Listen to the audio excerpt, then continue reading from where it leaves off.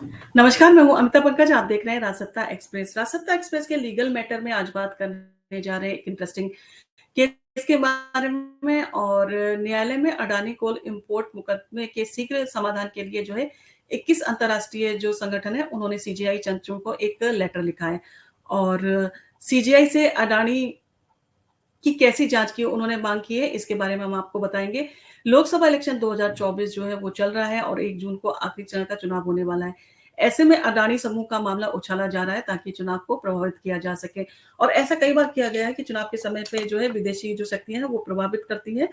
भारत में होने वाले चुनाव को। और जॉर्ज सोरोस के बारे में आपको पता होगा कि जॉर्ज सोरोस जो है उन्होंने कहा था कि वो 2024 में प्रधानमंत्री नरेंद्र मोदी को किसी भी तरह से सत्ता में नहीं आने देंगे और इसके लिए कितना भी पैसा खर्च हो जाए वो करने को तैयार है। और हाल ही में राहुल गांधी ने भी एक ट्वीट किया था जिसमें उन्होंने ये मुद्दे को उसको उठाया था और उसके बाद ही जो 21 अंतर्राष्ट्रीय ऑर्गेनाइजेशंस थे इन्होंने जो सीजीआई चंद्रचूड़ को जो है लेटर लिखा है। और मार्च 2016 में राजस्व निदेशालय ने 2011 और 2015 के बीच इंडोनेशिया से कोयला को जो आयात किया था और उसमें कथित जो है रूप से जो अधिक मूल्यांकन के लिए अडानी समूह की कंपनी के खिलाफ जांच शुरू करी थी, जिसमें कहा गया था, आरोप लगाया गया था कि उन्होंने जो कोयले का मूल था उससे ज्यादा जो है उसका जो है वो मूल लिया था। और इन सारी चीजों को लेके छानबीन भी चल रही है और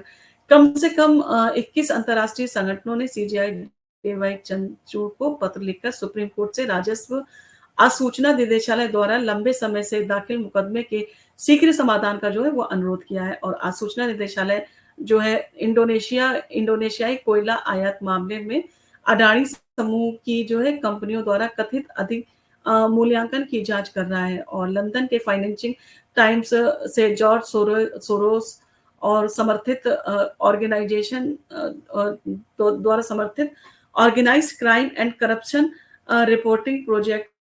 यानी कि ओसीसीआरपी ने दस्तावेज के हवाले से एक खबर को जारी किया था, जिसके बाद में जो ये संगठन थे उन्होंने पत्र लिखा है, यानी कि जॉर्ज सोरोस का इसमें इंटरफेरेंस है। जैसा कि हम आपसे कहते आ रहे हैं कि वो भारत के चुनाव को भी जो है वो किसी ना किसी तरह से वो प्रभावित करना चाहते हैं। और लंबे समय से है कि जो विदेशी कंपनियां हैं वो भारत में इंटरफेरेंस कर रही हैं। बहुत सारे मीडिया हाउसेस चल रहे हैं जिसमें कि कहा जाता है कि जो जॉर्ज सोरोस है वो उसके लिए फंडिंग का काम करते हैं। और खबर में अडानी समूह द्वारा 2013 में खराब गुणवत्ता वाले कोयले को अधिक मूल्य के ईंधन के रूप में बेचकर धोखाधड़ी करने का आरोप लगाया गया था। ये 2013 का टाइम तब का है जब मनमोहन सिंह की सरकार थी, यानी कि कांग्रेस के समय का ये जो है मुद्दा है। और ये सारा जो है आरोप लगाया गया। द फाइनेंशियल टाइम्स की खबर के मुताबिक संगठनों ने कहा है कि वह जीवाश्म ईंधन के लगातार प्रयोग के खिलाफ सख्ती से जो है वो खड़े हुए हैं। और खबर के मुताबिक अडानी ग्रुप ने तमिलनाडु के टैंगडको के साथ मिलकर जो है घटिया गुणवत्ता वाले कोयले को महंगी दर पर साफ ईंधन के रूप में जो है बेचा था, जिसके नए और विस्तृत सबूत जो है वो पेश किए गए हैं। जिन 21 अंतर्राष्ट्रीय संगठनों ने सीजीआई डीवाई चंद्रचूड़ को पत्र लिखा है उन्होंने जो है वो मांग की है कि इसको जल्दी से वो है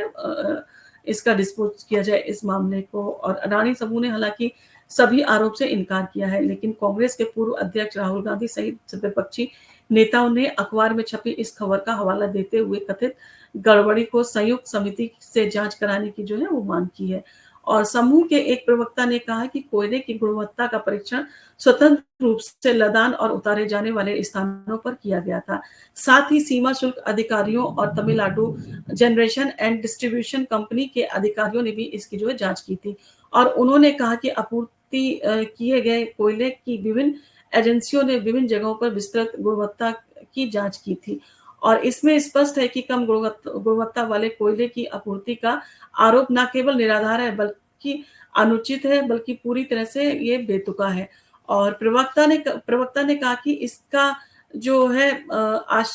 इसका जो है आशय भुगतान आपूर्ति किए गए कोयले की गुणवत्ता पर निर्भर करता है। ये परीक्षण प्रक्रिया के माध्यम से निर्धारित किया जाता है। बयान के अनुसार रिपोर्ट में दिसंबर जो है 2013 में जिस जहाज के जरिए कोयले को ले जाने का जिक्र किया गया है, वास्तव में वह जहाज फरवरी 2014 से पहले इंडोनेशिया से कोयला लाने के लिए इस्तेमाल ही नहीं किया जाता था। और ये सारे आरोप उन्होंने लगाए कि जो जहाज बताया गया कि कोयला ले जाएगा, वो कोयला जो है वो जहाज कोयला ही नहीं ले जाता था और शीर्ष अदालत में एक हलफनामे में राजस्व खुफिया निदेशालय ने पहले कोयला आयात के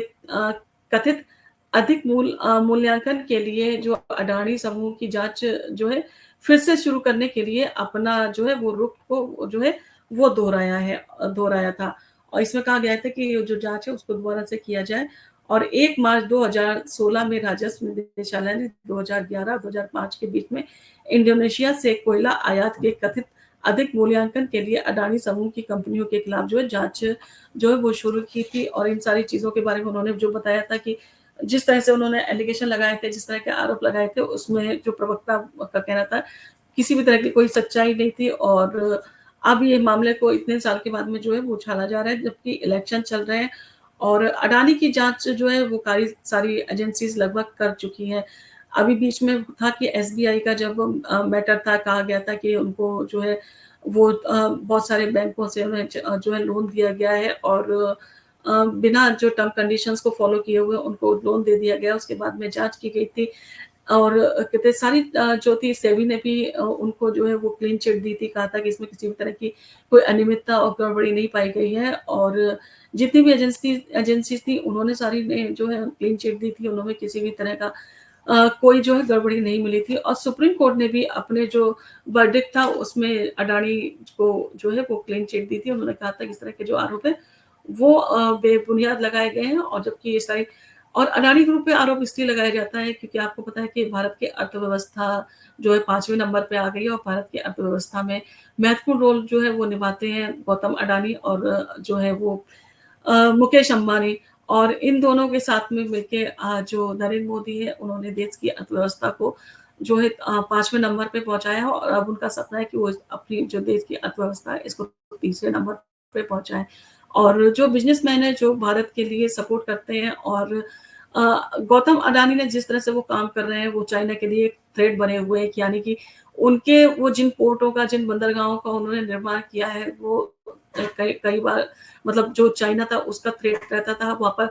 भारत इंडिपेंडेंटली चीज़ें नहीं कर पाता था, परंतु अब वो गौतम अडानी के दखल के कारण जो है चाइना को जो है वो अपनी मोनोपोली है वो टूटी है और भारत को उन सारे पोर्ट्स का जो है इंडिपेंडेंटली भारत उसका इस्तेमाल कर पा रहा है। ये कहीं न कहीं जो है चाइना के मन में भी खटकता है और बाकी जो सारे जो देश हैं भारत को उभरता हुआ देख रहे हैं कि हाँ, भारत आगे जा रहा है, तरक्की कर रहा है, तो उनमें भी कहीं न कहीं ये चीज़ें अब देखा जाएगा इसमें छानबीन में क्या चीज़ निकलती है और सीजीआई इस मैटर पे क्या अपना डिसीजन सुनाते हैं और इसी के साथ में आप बने रहिए हमारे साथ में, हम आपको इसी तरह के वीडियोज़ से अवगत कराते रहेंगे।